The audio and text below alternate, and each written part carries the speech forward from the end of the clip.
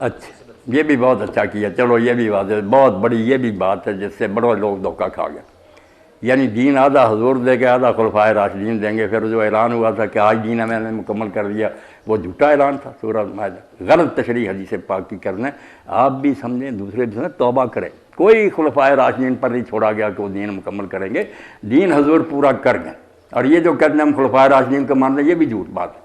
ہر گروہ مطلب کے لیے خلفائے راشدین کا نام لیتا، جب خلاف ہوتے چھوڑ جاتے۔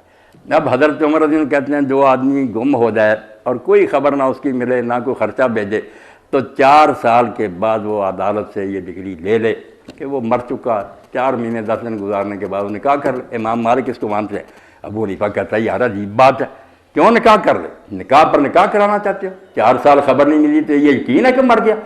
والمحصنات اللہ کہتا ہے شادی شدہ عورت سے نکاح نہیں۔ حضرت عمر کا فیصلہ ادھر ہے، یہ کہتے ہیں میں کیا کروں اس کو؟ شریک قرآن کے خلاف ہے۔ قرآن آتا ہے شادی شدہ سے نکاح نہیں ہو سکتا۔ 4 سال گزرنے کو ہے گارنٹی کہ وہ مر چکا، چھپا ہوا ہو؟ جب تک وہ طلاق نہ دے جانا۔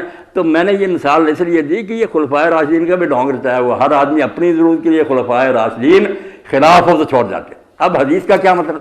حدیث کا مطلب آپ سارے دوست سن لیں کہ میری سنت اور خلفائے راشدین کی سنت، یہ دو نہیں سمجھنا۔ 2 سمجھو گے تباہ ہو جاؤ۔ ایک ہی سنت کہ میری بھی سنت ہو اور خلفائے راشدین بھی اس پر چلتے رہیں، یہ ڈائریکٹ کے اندر ہے کہ اگر میری سنت ہو مگر بعد میں کسی خلافت کے دور میں عمل نہیں ہوا تو منسوخ ہوگی۔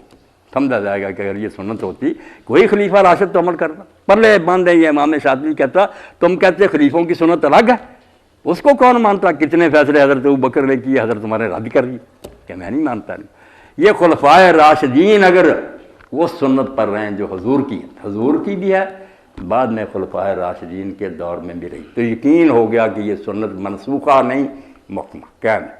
اگر حضور کے دور میں ہے اور خلفائے راشدین کے کسی دور میں نہیں تو سمجھ لیا جائے گا کہ بے شک لکھا ہوا یعنی منسوخ ہے، ورنہ یہ کبھی نہ ہوتا کہ حضور کے خلفاء سارے چھوڑ دیتے۔